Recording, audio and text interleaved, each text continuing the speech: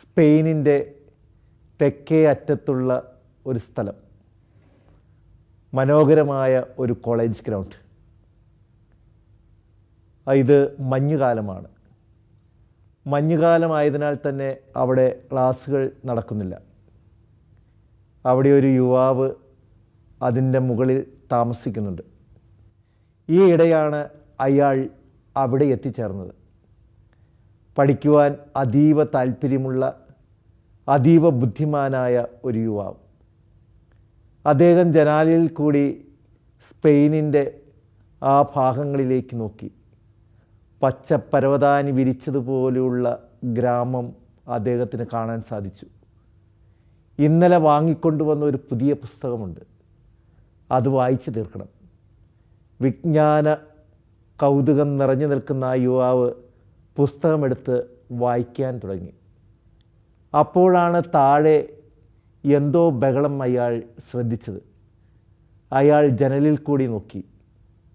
ഒരു വൃദ്ധനായ മനുഷ്യനെ കോളേജിലെ സഹായികളായ അല്ലെങ്കിൽ തൊഴിലാളികളായ ഏതാനും ആളുകൾ ചേർന്ന് മർദ്ദിക്കുന്നു. യുവാവ് വിളിച്ചു ചോദിച്ചു, എന്താണ് അവിടെ സംഭവിക്കുന്നത്? അവർ വിളിച്ചു പറഞ്ഞു, ഇവൻ കള്ളനാണ്, ഇവൻ്റെ കളവ് ഞങ്ങൾ കയ്യോടെ പിടികൂടിയിരിക്കുന്നു. ഈ യുവാവ് മുകളിൽ നിന്ന് വിളിച്ചു പറഞ്ഞു, അയാളെ ഒന്നും ചെയ്യരുത്, ഞാൻ താഴേക്ക് വരാം. അവർ അയാളോട് ഇപ്രകാരം പറഞ്ഞു, അങ്ങ് താഴേക്ക് വരേണ്ടതില്ല, കാരണം ഇപ്പോൾ ഇവിടെ വലിയ തണുപ്പ് അനുഭവപ്പെടുന്ന സമയമാണ്. അതിനാൽ മുറിയിൽ നിന്ന് പുറത്തേക്ക് വരുന്നത് തന്നെ അപകടമാണ്. എന്നാൽ ആ യുവാവ് അതൊന്നും ശ്രദ്ധിക്കാതെ താഴേക്ക് ഓടിച്ചെന്നു. അപ്പോഴേക്കും താഴെ വീണ ആ വൃദ്ധൻ്റെ ശരീരത്തിൽ നിന്നും ചോരയൊഴുകുന്നുണ്ടായിരുന്നു. ഈ യുവാവ് മറ്റുള്ളവരെ മാറ്റി നിർത്തിയിട്ട് അവരോട് ഇപ്രകാരം പറഞ്ഞു, ഇനി ഇയാളെ ഉപദ്രവിക്കരുത്. അയാളുടെ കയ്യിൽ നിന്ന് തെറിച്ച് വീണ 2-3 വിറക് കഷ്ണങ്ങളും ഒരു പാക്കറ്റ് റൊട്ടിയും അവിടെ ചിതറിക്കിടക്കുന്നു. അയാൾ ആ മനുഷ്യനെ താങ്ങി എഴുന്നേൽപ്പിച്ചു. എന്നിട്ട് പറഞ്ഞു, പേടിക്കേണ്ട, താങ്കൾ എൻ്റെ കൂടെ വരൂ. അയാളെ ഈ യുവാവ് താങ്ങിയെടുത്ത് തൻ്റെ മുറിയിലേക്ക് കൊണ്ടുപോയി. അയാൾ വളരെയേറെ പരിഭ്രമത്തിലായിരുന്നു. അവിടെയുള്ള ഒരൊറ്റ കസേര അദ്ദേഹത്തിനായി നീക്കിവെച്ചു. എന്നിട്ട് അദ്ദേഹത്തോട് പറഞ്ഞു, താങ്കൾ ഭയപ്പെടേണ്ട, താങ്കൾ ഇവിടെ ഇരിക്കൂ. എന്നിട്ട് അയാളുടെ മുറിയിലുണ്ടായിരുന്ന അല്പം സൂപ്പ് അയാൾ ചൂടാക്കി. സൂപ്പിൻ്റെ മണം മുറിയാകെ പരന്നു. ചൂടായ സൂപ്പും അദ്ദേഹത്തിൻ്റെ മുറിയിലുണ്ടായിരുന്ന ഏതാനും റൊട്ടിക്കഷ്ണങ്ങളും അയാൾ ആ വൃദ്ധൻ്റെ മുന്നിൽ വച്ചു. എന്നിട്ട് അയാളോട് പറഞ്ഞു, പേടിക്കേണ്ട, താങ്കൾ ഇത് എത്ര സമയം വേണമെങ്കിലും ഉപയോഗിച്ച് ഇത് ഭക്ഷിക്കുക. താങ്കൾ ഒന്നിനെയും ഭയപ്പെടേണ്ട കാര്യമില്ല.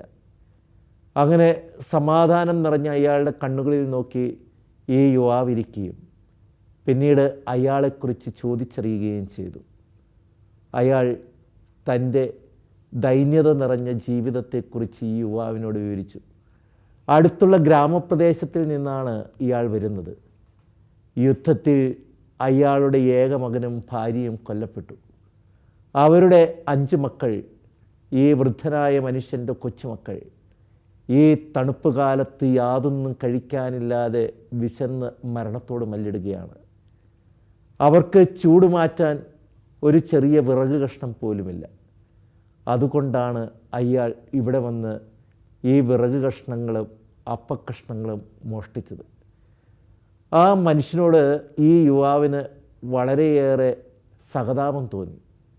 അയാൾ അവിടെയുണ്ടായിരുന്ന ബാക്കി വന്ന അപ്പക്കഷ്ണങ്ങളും അതുപോലെ തന്നെ സൂപ്പും ഒരു കുപ്പിയിലാക്കി ഈ യുവാവിനുണ്ടായിരുന്ന ഏക കോട്ടെടുത്ത് അതിൽ പൊതിഞ്ഞ് അദ്ദേഹത്തിന് കൊടുത്തു. എന്നിട്ട് അദ്ദേഹത്തോട് പറഞ്ഞു, താഴെ അടുക്കളയിൽ എൻ്റെ ഒരു സുഹൃത്താണ് ജോലി ചെയ്യുന്നത്, അവിടെ എന്തെങ്കിലും ഉണ്ടെങ്കിൽ അതും നമുക്കെടുക്കാം.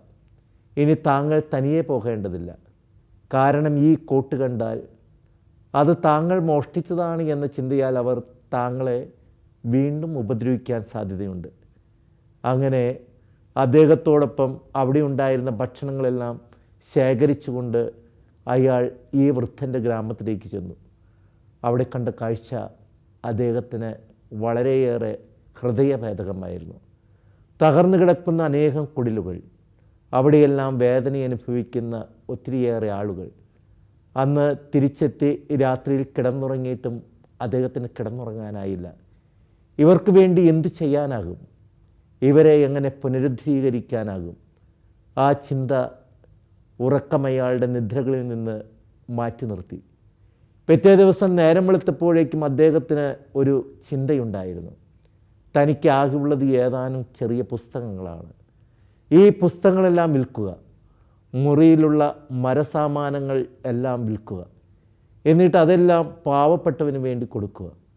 അവൻ്റെ ചിന്ത ചിലർക്ക് ഭ്രാന്തമായി തോന്നി. എന്നാൽ അവൻ്റെ അധ്യാപകരും അവൻ്റെ കൂട്ടുകാരും അങ്ങനെ അവനോടൊപ്പം കൂടി. അങ്ങനെ അവരും തങ്ങളുടെ പുസ്തകങ്ങളും അവർക്കുണ്ടായതെല്ലാം വിറ്റ് പാവങ്ങൾക്ക് വേണ്ടി ഭക്ഷണം വാങ്ങി ആഴ്ചയിലൊരിക്കൽ കൊടുക്കാൻ തുടങ്ങി. ആ മഞ്ഞുകാലം കഴിയുന്നതുവരെ അനേകായിരങ്ങളുടെ ജീവൻ രക്ഷിച്ച ഈ യുവാവിൻ്റെ പ്രവൃത്തി പലർക്കും പ്രചോദനമായി മാറി. ആ യുവാവാണ് ഇന്ന് നമ്മൾ ചിന്തിക്കാൻ പോകുന്ന, ധ്യാനിക്കാൻ പോകുന്ന ഡൊമിനിക് എന്ന വലിയ വിശുദ്ധൻ.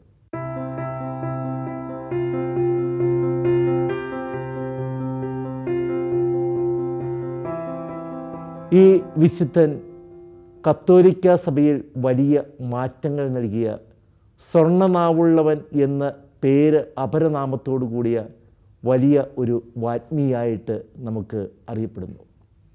ഇനി നമ്മുടെ ചിന്ത സ്പെയിനിൻ്റെ മറ്റൊരു ഭാഗത്ത് ഉള്ള ഓസ്മ എന്ന് പറയുന്ന നഗരമാണ്. ഓസ്മ എന്ന് പറയുന്ന ഈ നഗരത്തിൽ വലിയ കത്തീഡ്രൽ പള്ളിയും അതിനോട് ചേർന്നുള്ള വലിയ ഹോസ്പിറ്റൽ, സ്കൂൾ സമുച്ചയം എന്നിങ്ങനെ വലിയ കെട്ടിടങ്ങൾ. അതിൽ ഒരു ബിഷപ്പിനെ നാം കാണുന്നു. ആ ബിഷപ്പ് വലിയ തടിമാടനായ ഒരു ബിഷപ്പാണ്. അദ്ദേഹം ഈ വലിയ വയറും എന്തിക്കൊണ്ട് അദ്ദേഹം നടന്നു വരുന്നത് തന്നെ കാണികളിൽ ഒരു സന്തോഷകരമായ കാഴ്ചയാണ്. അദ്ദേഹത്തിൻ്റെ കൂടെ ഒരു കൊഴുത്ത പന്നിയെപ്പോലുള്ള ഒരു വലിയ പട്ടി അദ്ദേഹത്തിൻ്റെ കൂടെയുണ്ട്. ഈ ബിഷപ്പ് പട്ടിയോടെന്ന പോലെ പട്ടിയോട് അദ്ദേഹം സംസാരിക്കുകയാണ്. മറ്റാരോടും സംസാരിക്കാനില്ലാത്ത രസികനായ ഈ പിതാവ് പട്ടിയോടൊരു സുഹൃത്തിനെ പോലെ സംസാരിക്കുകയാണ്. മോസസ് എന്നാണ് ഈ പട്ടിയുടെ പേര്. മോസസ്, ഞാൻ പറയുന്നത് നീ കേൾക്കുന്നുണ്ടോ? പട്ടിക്ക് എന്തെങ്കിലും മനസ്സിലായിട്ടുണ്ടോ എന്നറിയില്ല, എന്നാലും അത് സ്നേഹത്തോടെ വാലാട്ടുന്നു. ബിഷപ്പ് തുടർന്ന് പറഞ്ഞു, മോസസ്, ഈ കത്തീഡ്രൽ പള്ളിയിലെയും അതുപോലെ തന്നെ സ്കൂളിലെയും എല്ലാ പുരോഹിതന്മാരും എന്നെപ്പോലെ പ്രായമായി കഴിഞ്ഞു.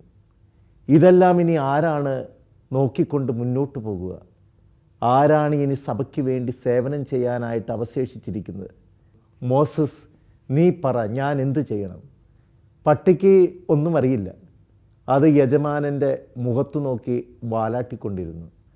അത് കണ്ടു നിൽക്കവേ ഈ പിതാവ് പട്ടിയെ നോക്കി ഉറക്കെ ചിരിച്ചുകൊണ്ട് പറഞ്ഞു, മോസസ്, നീ മിടുക്കനാണ്.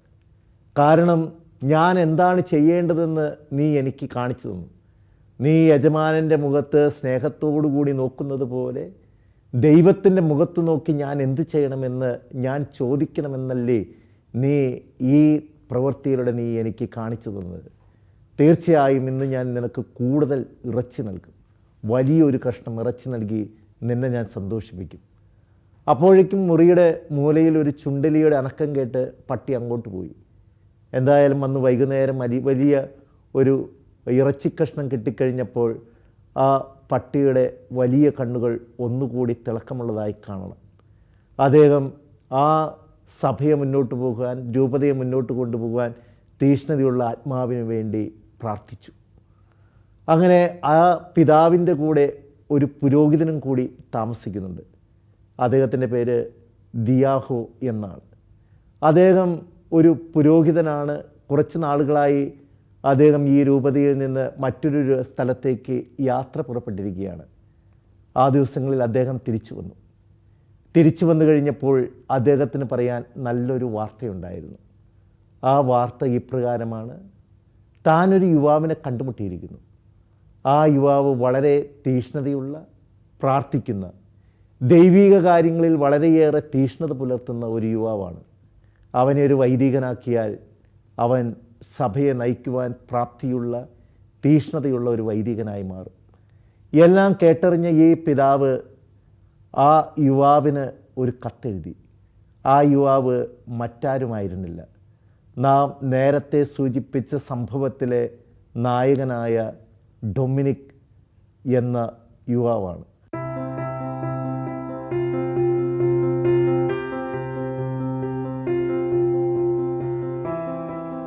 ആ യുവാവിന് അദ്ദേഹം ഒരു കത്തെഴുതി സീല് ചെയ്ത് അത് അദ്ദേഹത്തിനായി അദ്ദേഹം അയച്ചു.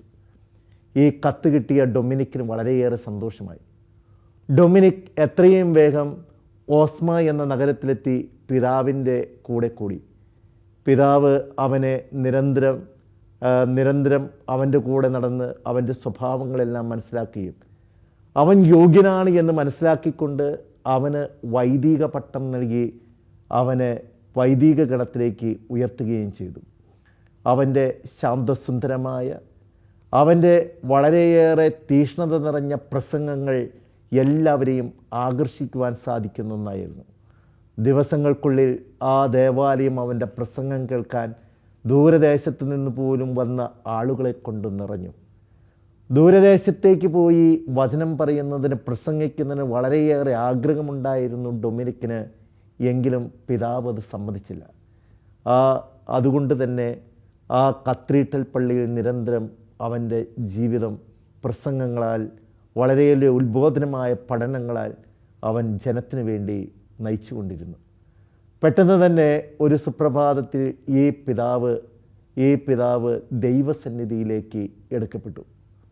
പിതാവിൻ്റെ വിയോഗം അവനെ വളരെയേറെ വിഷമിപ്പിച്ചു. അതിനുശേഷം ദിയാഗോ എന്ന് പറയുന്ന അദ്ദേഹത്തിൻ്റെ കൂടെ ഉണ്ടായിരുന്ന പുരോഹിതൻ അദ്ദേഹത്തെ ബിഷപ്പായി സഭ ഉയർത്തി. അങ്ങനെ വീണ്ടും ശാന്തസുന്ദരമായി ഒഴുകുന്ന ജീവിതം. ഒരു മഞ്ഞുകാലത്ത് ഈ ശാന്തസുന്ദരമായ ജീവിതം നയിക്കുന്ന അവരുടെ ജീവിതത്തിൽ അവരുടെ കാതുകളിൽ ഒരു കുതിരയുടെ കുളമ്പടിയെത്തി. അത് രാജാവിൽ നിന്നുള്ള സന്ദേശമായിരുന്നു. രാജാവിൽ നിന്നുള്ള സന്ദേശം ഇതാണ്. അതായത് ദിയാഗോ എന്ന ഈ മെത്രാൻ എത്രയും വേഗം സ്പെയിനിൽ നിന്ന് ഡെൻമാർക്കിലേക്ക് പോകണം. ഡെൻമാർക്കിലേക്ക് പോകണമെങ്കിൽ മാസങ്ങളെടുക്കും. ഫ്രാൻസിനെയും ജർമ്മനിയെയും കടന്നു വേണം ഡെൻമാർക്കിൽ എത്തിച്ചേരാൻ. ഡെൻമാർക്കിൽ പോകുന്നതിൻ്റെ കാരണം സ്പെയിനിലെ രാജകുമാരന് ഡെൻമാർക്കിലെ രാജകുമാരിയുമായിട്ടുള്ള വിവാഹ നിശ്ചയം നടത്താൻ വേണ്ടിയിട്ടാണ് രാജാവ് ഇവിടെ നിന്ന് പിതാവിനെ അങ്ങോട്ട് അയക്കുന്നത്. ആ കാലഘട്ടത്തിൽ ഇതെല്ലാം സർവ്വസാധാരണമാണ് എന്ന് മനസ്സിലാക്കുക. അങ്ങനെ പിതാവിന് അവിടം വിട്ടു പോകാൻ താല്പര്യമില്ല. എന്നിരുന്നാലും രാജകൽപ്പനയാണ്, പോകാതിരിക്കാനാവില്ലല്ലോ. അദ്ദേഹം ഡൊമിനിക്കിനെ കൂടി വിളിച്ചു. ഡൊമിനിക്, നീ കൂടെ എൻ്റെ അടുത്തുണ്ടെങ്കിൽ എനിക്ക് വളരെയേറെ സന്തോഷകരമായിരിക്കും. ഓസ്മ എന്ന് പറയുന്ന ഈ നഗരം വിട്ടു പോകാൻ എനിക്ക് ആഗ്രഹമില്ല. അത് എന്നെ വളരെയേറെ ദുഃഖത്തിലാഴ്ത്തും. നീ എൻ്റെ കൂടെയുണ്ടെങ്കിൽ ആ ദുഃഖത്തിന് ഒരു ശമനമുണ്ടാകും. അങ്ങനെ ഡൊമിനിക്കും അദ്ദേഹത്തിൻ്റെ കൂടെ ചെല്ലാം എന്ന് വാഗ്ദാനം നൽകി. പിറ്റേ ദിവസം അവർ യാത്ര ആരംഭിച്ചു. ഏതാണ്ട് 30ഓളം ആളുകൾ ഉൾക്കൊള്ളുന്ന ഒരു യാത്രാസംഘം. വളരെ അലങ്കരിച്ച കുതിരവണ്ടിയിൽ രഥത്തിൽ കയറിയുള്ള ഈ യാത്ര. എല്ലാവരും അവരെ ആദരിച്ചുകൊണ്ട് ആ രഥമങ്ങനെ മുന്നോട്ട് പോവുകയാണ്. അത് സ്പെയിൻ കടന്ന് അത് ഫ്രാൻസിലെത്തി. ഫ്രാൻസിൽ എന്തോ ഒരു കുറവുള്ളതുപോലെ അവർക്ക് അനുഭവപ്പെട്ടു. അവരുടെ ചുവന്ന കൊടിയിൽ നാട്ടിയിരിക്കുന്ന കുരിശിനെ ആളുകൾ പുച്ഛത്തോടു കൂടി നോക്കുന്നു. ആളുകൾക്ക് അവരെ ഉൾക്കൊള്ളാൻ സാധിക്കാത്ത വിധം അവിടെ എന്തോ സംഭവിച്ചിട്ടുണ്ട് എന്ന് അവർക്ക് മനസ്സിലായി. പിന്നീടാണ് കാര്യങ്ങൾ മനസ്സിലായത്. കാരണം ഫ്രാൻസിൽ ക്രിസ്തു വിശ്വാസത്തിനെതിരായ ഒരു പാഷണ്ഡത നിറഞ്ഞു കഴിഞ്ഞിരിക്കുന്നു. യേശു ക്രിസ്തുവിനെ അംഗീകരിക്കുവാനോ അവൻ്റെ കുരിശുമരണത്തിന് ഉൾക്കൊള്ളുവാനോ സാധിക്കാത്ത വിധം പുതിയ ഒരു സമൂഹം അവിടെ ഉൾച്ചേർന്നിരിക്കുന്നു, കടന്നു വന്നിരിക്കുന്നു. ഈ പാഷണ്ഡതയിൽപ്പെട്ട് എല്ലാ ജനങ്ങളും അതിൽ ആകൃഷ്ടരായി കത്തോലിക്ക വിശ്വാസം ഉപേക്ഷിച്ചിരിക്കുന്നു. അന്ന് രാത്രിയിൽ അവർ ഒരു സത്രത്തിൽ അഭയം തേടി. അവിടെയുള്ള ഒരു യുവാവ്, ഈ സത്രത്തിൻ്റെ സൂക്ഷിപ്പുകാരനായ യുവാവ് ഏകദേശം ഡൊമിനിക്കിൻ്റെ പ്രായം വരും. ആ രാത്രിയിൽ മുഴുവൻ അവനോട് സംസാരിച്ചു. ആദ്യമെല്ലാം അവൻ തൻ്റെ കാര്യങ്ങളെല്ലാം ഈ ഡൊമിനിക്കിനോട് പറയുന്നുണ്ട്. വിശ്വാസത്തിൻ്റെ എതിരായിട്ടുള്ള എല്ലാ വാദങ്ങളും അവൻ നിരത്തിവെച്ചു. ഈ സത്യവിശ്വാസത്തിന് നേരെ എതിരായിട്ട് കടന്നു വന്നിരിക്കുന്ന ഈ പുതിയ വിശ്വാസത്തിൻ്റെ ഒരു നേതാവ് കൂടിയാണ് ഈ യുവാവ് എന്ന് ഡൊമിനിക്കിന് മനസ്സിലായി.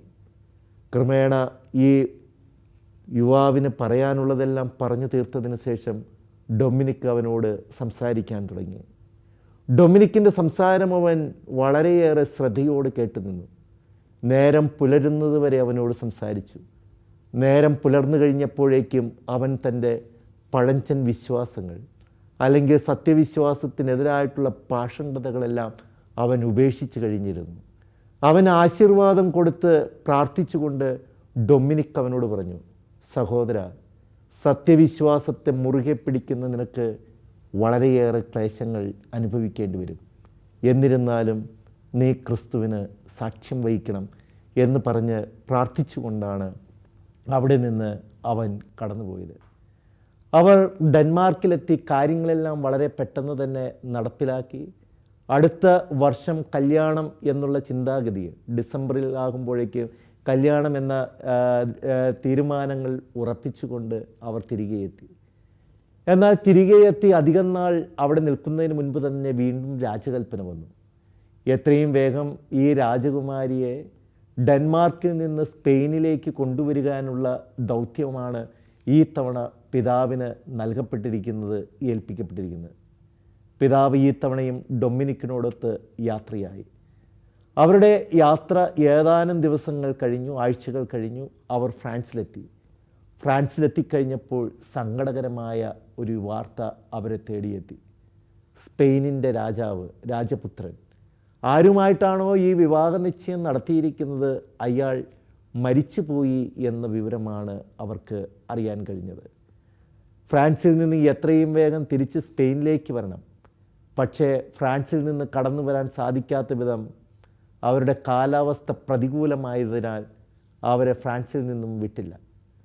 അങ്ങനെ ഫ്രാൻസിൽ എല്ലാം ഒന്ന് നടക്കുവാനായും അവിടെയുള്ള സ്ഥലങ്ങളൊന്ന് സന്ദർശിക്കുവാനായും അവർ ആഗ്രഹിച്ചു. അവിടെ ഒരു വലിയ സന്യാസ സമൂഹമുണ്ട്. ആ സന്യാസ സമൂഹത്തിനെ ഒന്ന് കാണണം എന്ന ചിന്തയോടുകൂടി അവർ സന്യാസ സമൂഹത്തിലെത്തിയെങ്കിലും പിറ്റേ ദിവസമാണ് കാണാൻ സാധിച്ചത്. പിറ്റേ ദിവസം സന്യാസികളെ കണ്ടുമുട്ടി അവരോട് സംസാരിച്ചപ്പോൾ ആശ്രമത്തിൻ്റെ അധിപൻ ഇപ്പോൾ ഫ്രാൻസിൽ നടക്കുന്ന ഈ പ്രശ്നങ്ങൾക്ക്, അതായത് ദൈവവിശ്വാസം ഉപേക്ഷിച്ച ആളുകൾ പാഷണ്ഡതയിലേക്ക് പോകുന്ന ഈ പ്രവണതയ്ക്കെതിരെ എന്ത് ചെയ്യണമെന്ന് തീരുമാനമെടുക്കുന്നതിനൊരു വലിയ മീറ്റിംഗ് കൂടാൻ പോയിരിക്കുകയാണ് എന്ന ഒരു സത്യം, എന്ന കാര്യം മനസ്സിലാക്കുവാൻ ഇവർക്ക് സാധിച്ചു. ആ മീറ്റിങ്ങിൽ പങ്കെടുത്താൽ കൊള്ളാമെന്ന് ഇവർക്കും തോന്നി. അങ്ങനെ അവർ നടന്ന് ആ വിശാലമായ ഹോളിലെത്തി. അവർ ഹോളിലെത്തുമ്പോഴേക്കും അവിടെ വലിയ മീറ്റിങ്ങിൻ്റെ ഒരു ഭാഗം നടന്നുകൊണ്ടിരിക്കുകയാണ്. പിതാവിൻ്റെ പ്രസംഗമായിരുന്നു അവിടെ നടന്നുകൊണ്ടിരുന്നത്. പ്രസംഗം ഒരു തണുപ്പൻ പ്രസംഗമായിരുന്നു. വിവരണമനുസരിച്ച് ആരും തന്നെ വലിയ കാര്യമായിട്ടത് ശ്രദ്ധിക്കുന്നില്ല. ചിലരെല്ലാം ഉറങ്ങുന്നു. എന്തോ ഒരു തണുപ്പൻ രീതിയിലുള്ള ഒരു പെരുമാറ്റമാണ് അവരുടെ ജീവിതത്തിൽ ആഹ്വാനമുണ്ടായിരുന്നത്. അതിനുശേഷം ആശ്രമാധിപൻ എഴുന്നേറ്റ് നിന്നുകൊണ്ട് ചോദിച്ചു, ഇനിയും ആർക്കെങ്കിലും എന്തെങ്കിലും പറയാനുണ്ടോ? അപ്പോൾ സ്പെയിനിൻ്റെ പിതാവ് എഴുന്നേറ്റ് നിന്നുകൊണ്ട് പറഞ്ഞു, എനിക്കൊരു കാര്യം ഉണർത്തിക്കുവാനുണ്ട്. അങ്ങ് സ്പെയിനിൻ്റെ പിതാവാണ് എന്ന് ഞങ്ങൾക്കറിയാം. അങ്ങേക്ക് എന്താണ് പറയാനുള്ളത്? ആ പിതാവ് പറഞ്ഞു, സഭ ഇനിയും മറ്റുള്ളവരിലേക്ക് ഇറങ്ങിച്ചെല്ലാൻ സാധിക്കുന്നില്ലെങ്കിൽ, സഭയ്ക്ക് മറ്റുള്ളവരിലേക്ക് ഇറങ്ങിച്ചെന്ന് അവരോടൊപ്പം ജീവിക്കാനായിട്ട് സാധിച്ചില്ലെങ്കിൽ സഭയിലെ എല്ലാ വ്യക്തികളും നമുക്ക് നഷ്ടപ്പെട്ടു പോകും. അതിനാൽ നിഷ്പാതുകരായി അവരുടെ ഇടയിലേക്ക് ഇറങ്ങിച്ചെന്ന് അവരിൽ ഒരാളായി ജീവിക്കുകയാണ് നമുക്ക് ആവശ്യം. അത് കേട്ട് മറ്റുള്ളവരെല്ലാം ആ പിതാവിനെ കളിയാക്കിക്കൊണ്ട് ഉറക്കി ചിരിക്കുന്നത് കേൾക്കാമായിരുന്നു. ഇത്രയും സമ്പന്നമായ, ഇത്രയും അനുഗ്രഹദായകമായിട്ടുള്ള സഭയിലെ ഇടയന്മാർ മറ്റുള്ളവരുടെ ഇടയിലേക്ക് ഇറങ്ങിച്ചെല്ലുകയോ? അസാധ്യമെന്ന് അവരിൽ ചിലർ വിളിച്ചു പറയുന്നത് അദ്ദേഹത്തിന് കേൾക്കാമായിരുന്നു. എന്നാൽ ഇതിനെ വളരെയേറെ ഗൗരവത്തോടെ എടുത്ത ആശ്രമശ്രേഷ്ഠൻ പറഞ്ഞു, അതിന് ആര് തയ്യാറാകും? അപ്പോൾ ആ പിതാവ് പറഞ്ഞു, ഞാനതിന് തയ്യാറാണ്, പക്ഷെ ആരെങ്കിലും അങ്ങയുടെ കൂടെ ഉണ്ടാകുമോ? അയാൾ പറഞ്ഞു, തീർച്ചയായും ഡൊമിനിക് എന്ന് പറയുന്ന ഒരു യുവാവായ വൈദികൻ എൻ്റെ കൂടെയുണ്ട്, അദ്ദേഹം എൻ്റെ കൂടെ കൂടുമെന്നാണ് ഞാൻ വിചാരിക്കുന്നത്. ഡൊമിനിക് ഉടനെ എഴുന്നേറ്റ് നിന്ന് തൻ്റെ സമ്മതം അറിയിച്ചു. ഇനിയും ആരെങ്കിലും ഇതുപോലെ ജീവിക്കാനുണ്ടോ എന്ന ചോദ്യത്തിന് ഏതാനും പേർ, വളരെ ചുരുക്കം പേർ കരങ്ങൾ ഉയർത്തി. അങ്ങനെ അവർ അവിടെ ഒരു പുതിയ ജീവിതം, ജനങ്ങളിലേക്ക് ഇറങ്ങിച്ചെന്ന് ജനങ്ങളോടൊത്ത് ഒന്നായി ജീവിക്കാനുള്ള ആകാംക്ഷയുമായിട്ട് തീഷ്ണതയുമായിട്ട് ഒരു ചെറിയ സമൂഹം ജീവിക്കാൻ തുടങ്ങി. അവരുടെ ആദ്യ ദിവസങ്ങൾ വളരെ അനുഗ്രഹദായകമായിരുന്നു. എന്നാലും ആളുകൾ തങ്ങളുടെ പ്രസംഗം ശ്രദ്ധിക്കുന്നില്ല, ആളുകൾ സത്യവിശ്വാസത്തിലേക്ക് തിരികെ വരുന്നില്ല എന്ന് മനസ്സിലാക്കി ഡൊമിനിക് കൂടുതൽ സമയം പ്രാർത്ഥനയിൽ ചിലവഴിച്ചു. ഒരു ദിവസം താഴെയുള്ള വനാന്തരങ്ങളിലേക്ക് നോക്കി അദ്ദേഹം ഇങ്ങനെ നിൽക്കുകയാണ്. അപ്പോൾ അദ്ദേഹത്തിന് മുകളിൽ നിന്നൊരു തീ ഇറങ്ങി വരുന്നത് പോലെ തോന്നി. ആ തീ വളരെ ശാന്തമായി, ആരെയും ആകർഷിക്കാതെ, ആരെയും ഭയപ്പെടാതെ അത് വളരെ ശാന്തമായി ദേവാലയത്തിൻ്റെ മുകളിലേക്ക് ഇറങ്ങിച്ചെന്ന് അത് ലയിച്ചു തീരുന്നതായി അദ്ദേഹത്തിന് തോന്നി. അങ്ങനെ 2-3 ആവർത്തി അദ്ദേഹം ഇതേ ദർശനം തന്നെ കാണാൻ ഇടയായി. അത് അദ്ദേഹത്തിനൊരു വലിയ പ്രചോദനം നൽകി. താൻ ആ ദേവാലയത്തിൻ്റെ അടുത്തുള്ള തകർന്നു കിടക്കുന്ന കുടിലുകൾ സ്വന്തമാക്കി അവിടെ പ്രാർത്ഥനാപരമായ ജീവിതം നയിക്കണമെന്നാണ് ഇത് ആഗ്രഹിക്കുന്നതെന്ന് അദ്ദേഹത്തിന് തോന്നി. അങ്ങനെ അദ്ദേഹം പ്രോയില്ല എന്ന് പറയുന്ന ആ സ്ഥലത്ത്, ആ ദേവാലയത്തിനടുത്ത് തകർന്നു കിടക്കുന്ന 2 കെട്ടിടങ്ങൾ അദ്ദേഹം സ്വന്തമാക്കി. അതിലൊന്നിൽ അദ്ദേഹവും മറ്റുള്ളവരും അദ്ദേഹത്തിൻ്റെ കൂടെ പ്രസംഗിച്ച് നടക്കുന്നവരും താമസിച്ചു. മറ്റൊന്ന് സ്ത്രീകൾക്കായി മാറ്റിവെച്ചു. ഈ സഹോദരന്മാർ പ്രസംഗിക്കാനായിട്ട് പോകുമ്പോൾ അവർക്ക് വേണ്ടി പ്രാർത്ഥിക്കാൻ. കാരണം പ്രസംഗങ്ങൾ മാത്രമല്ല ജനത്തിന് മാറ്റം വരുത്തുന്നത്, തീക്ഷ്ണമായിട്ടുള്ള പ്രാർത്ഥനയാണ് എന്ന സത്യം രുചിച്ചറിഞ്ഞ അദ്ദേഹത്തിന് പ്രാർത്ഥന കൂടാതെ മുന്നോട്ട് പോകാൻ സാധിക്കുകയില്ലായിരുന്നു. ഫ്രാൻസിലെ മറ്റൊരു പിതാവ് അദ്ദേഹത്തിൻ്റെ അടുത്തേക്ക് വിളിച്ചു. എന്നിട്ട് അദ്ദേഹത്തോട് ആവശ്യപ്പെട്ടു, ഡൊമിനിക്, നിങ്ങളുടെ പ്രസംഗങ്ങളെല്ലാം വളരെയേറെ ശ്രദ്ധകരമായിട്ടുള്ള പ്രസംഗങ്ങളാണ്. അതൊരു പക്ഷേ ജനങ്ങളെ ഈ സത്യവിശ്വാസത്തിലേക്ക് കൊണ്ടുവരാൻ സാധിക്കും. ഫാൾക്ക് എന്ന് പറയുന്ന രൂപതയിലെ പിതാവാണ് ഇപ്പോൾ ഡൊമിനിക്കിനോട് സംസാരിക്കുന്നത്.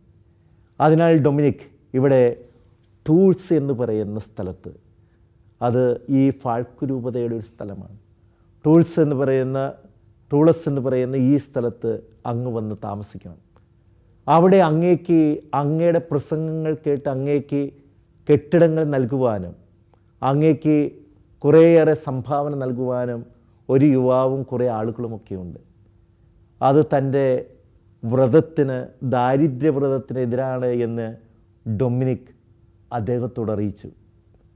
പക്ഷേ പിതാവ് ഡൊമിനിക്കിനോട് പറഞ്ഞു, ഡൊമിനിക്, ഈ സുവിശേഷം പ്രസംഗിക്കുന്നവർക്ക് പ്രായമാകുമ്പോൾ വിശ്രമിക്കുവാനും അതുപോലെ തന്നെ പഠിക്കുവാനുമുള്ളൊരു സ്ഥലം, അത് എങ്ങനെയാണ് ദാരിദ്ര്യത്തിനെതിരാകുക?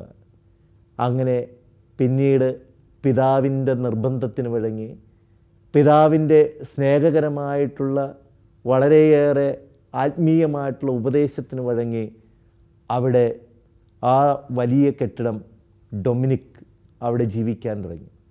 കുറേയേറെ ആളുകളും കുറേയേറെ ചെറുപ്പക്കാരും ഇതോടൊപ്പം ഡൊമിനിക്കിനോടൊപ്പം താമസിച്ച് വചനങ്ങൾ പഠിക്കാനും അതുപോലെ തീഷ്ണതയോടെ ദൈവവചനം പ്രഘോഷിക്കാനും എല്ലാ ദിവസവും ഇറങ്ങിപ്പുറപ്പെടുന്ന ഒരു തീഷ്ണമതിയായിട്ടുള്ള ഗ്രൂപ്പ് അങ്ങനെ രൂപപ്പെട്ടു. അങ്ങനെ 3-ാം ലാറ്ററൻ കൗൺസിൽ നടക്കുന്ന സമയത്ത് അദ്ദേഹത്തിനെ ഫാൾക്ക് രൂപതയുടെ പിതാവ് റോമിലേക്ക് ക്ഷണിച്ചു. അതിനിടയ്ക്ക് റോമിലേക്ക് പോകുന്നതിന് മുൻപ് ഈ കെട്ടിടത്തിൽ താമസിക്കാൻ മറ്റൊരു അതിഥി കൂടി വന്നു ചേർന്നു എന്ന ദുഃഖകരമായ വാർത്ത അദ്ദേഹത്തിനെ തേടിയെത്തി. ആ യുവാവ് ഒരു മുടന്തനായ യുവാവാണ്. അദ്ദേഹത്തിന് വടിയുടെ സഹായമില്ലാതെ നടക്കാനാവില്ല. അയാൾക്ക് ജോലിയൊന്നും ചെയ്യാനാവില്ല. അയാളെ കൂടി ഇതിനകത്ത് ചേർക്കണം എന്നാണ് അഭ്യർത്ഥന. മനസ്സില്ലാ മനസ്സോടെയാണെങ്കിലും ആ യുവാവിനെ കാണാൻ അദ്ദേഹം ചെന്നു. ആ യുവാവിനെ കണ്ടു കഴിഞ്ഞപ്പോൾ അദ്ദേഹത്തിന് വളരെയേറെ ആശ്ചര്യം തോന്നി. ആ യുവാവ് മറ്റാരുമായിരുന്നില്ല, ഫ്രാൻസിൽ താൻ ആദ്യ സമയത്ത് വന്നപ്പോൾ കണ്ട സത്രത്തിലെ ആ യുവാവായിരുന്നു ഈ പറയുന്ന യുവാവ്. അദ്ദേഹം സ്നേഹത്തോടെ അവനോട് സംസാരിച്ചു. അപ്പോൾ ആ യുവാവ് പറഞ്ഞു, അച്ഛൻ അന്ന് എന്നോട് പറഞ്ഞതുപോലെ ഞാൻ മാനസാന്തരത്തിലേക്ക് തിരികെ വന്നപ്പോൾ എൻ്റെ ജീവിതത്തിൽ ഒത്തിരിയേറെ പ്രശ്നങ്ങളുണ്ടായി. ഞാൻ ആ അവിശ്വാസ സംഘടനയിൽ നിന്ന് പുറത്തു വരാൻ ആഗ്രഹിച്ചപ്പോൾ അവരെല്ലാവരും കൂടി എന്നെ മർദ്ദിക്കുകയും അങ്ങനെ എൻ്റെ സ്വാധീനം, കൈയുടെയും കാലിൻ്റെയും ഒക്കെ സ്വാധീനം തന്നെ നഷ്ടപ്പെടുകയും ചെയ്തു. അപ്പോൾ അവനെ അകത്തേക്ക് കൂട്ടിക്കൊണ്ടുപോയിട്ട് ഡൊമിനിക് പറഞ്ഞു, നീ എത്ര കാലം വേണമെങ്കിലും ഇവിടെ ജീവിച്ചു കൊള്ളുക. അവന് വളരെയേറെ സന്തോഷവും അത്ഭുതവും തോന്നി. അങ്ങനെ ദിവസങ്ങൾക്ക് ശേഷം പിതാവിനോടൊപ്പം അവർ റോമിലേക്ക് യാത്ര പുറപ്പെട്ടു. റോമിൽ ഇന്നസെൻ്റ് നാലാം മാർപ്പാപ്പയെ കണ്ട് താൻ ആരംഭിച്ചിരിക്കുന്ന ഈ സന്യാസ സമൂഹത്തിന് തൻ്റെ കൂടെയുള്ള ഈ സഹോദരന്മാർക്ക് ഒരുമിച്ച് ജീവിക്കാനും ദൈവവചന പ്രഘോഷണം നടത്താനുമുള്ള അനുവാദം വേണമെന്ന് ആവശ്യപ്പെട്ടു. ഡൊമിനിക്കിനെ കണ്ട പിതാവ് സ്നേഹപൂർവ്വം അവനെ സ്വീകരിച്ചിരുത്തി. പിതാവ് അവനോട് പറഞ്ഞു, ഞാൻ നിന്നെക്കുറിച്ച് കേട്ടിട്ടുണ്ട്, നിൻ്റെ പ്രസംഗങ്ങളും ഞാൻ കേട്ടിട്ടുണ്ട്. പക്ഷേ ധാരാളം സഭകൾ ഇപ്പോഴുള്ളതിനാൽ അത് എൻ്റെ മാത്രം തീരുമാനത്തിൽ വരുന്ന ഒന്നല്ല. മറ്റ് പിതാക്കന്മാരുടെയും അനുവാദവും ആശീർവാദവും ഇതിന് ആവശ്യമാണ്.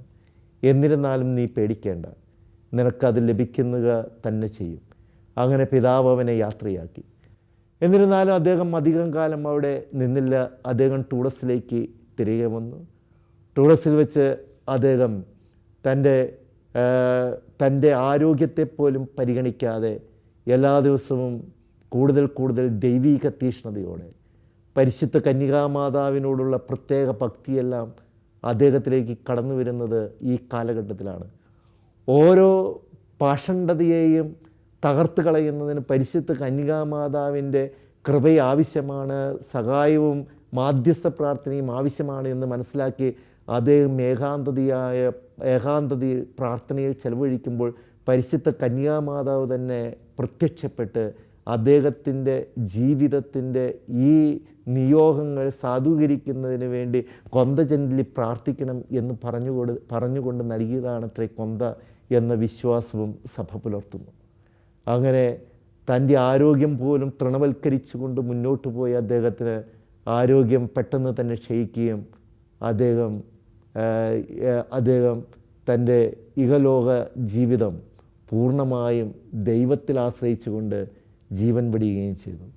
ഇന്ന് കത്തോലിക്ക സഭയിൽ സ്വർണ്ണ നാവുള്ളവൻ എന്ന പേരിൽ അറിയപ്പെടുന്ന, സ്വർണ്ണ നാവുള്ള പുണ്യവാളൻ എന്ന പേരിൽ അറിയപ്പെടാൻ കാരണം അദ്ദേഹത്തിൻ്റെ തീഷ്ണ നിറഞ്ഞ പാണ്ഡിത്യവും പ്രസംഗവുമാണ്. അപ്പോൾ വിശ്വാസം വെറും അന്തമായിരിക്കരുത്, അത് ആഴമായിട്ടുള്ള അറിവോടുകൂടി ആയിരിക്കണം എന്നുകൂടി പഠിപ്പിക്കുന്ന വിശുദ്ധനാണ് വിശുദ്ധ ഡൊമിനിക്. പ്രിയപ്പെട്ടവരെ, ഈ വിശുദ്ധനെ കേൾക്കുന്ന നമ്മുടെ വിശ്വാസം കൂടുതൽ ആഴപ്പെടാൻ തീഷ്ണതയിൽ ദൈവിക കാര്യങ്ങൾ കുറേ കൂടി പഠിച്ച് തീഷ്ണതയുള്ളവരാകുന്നതിന് വേണ്ടിയുള്ള കൃപയ്ക്ക് വേണ്ടി വിശുദ്ധ ഡൊമിനിക്കിൻ്റെ മാധ്യസ്ഥം അപേക്ഷിച്ച് പ്രാർത്ഥിക്കാം. ഡൊമിനിക്കിനെ പോലെ സ്വർണ്ണനാവുള്ളവൻ ആകാൻ സാധിച്ചില്ലെങ്കിലും അറിവ് കൂടുതൽ ആത്മീയതയ്ക്ക് ഉപകരിക്കും എന്ന ചിന്തയോടെ ജീവിക്കാനുള്ള കൃപ വിശുദ്ധ ഡൊമിനിക്കിൻ്റെ മാധ്യസ്ഥം വഴി ദൈവം നിങ്ങൾക്ക് നൽകട്ടെ.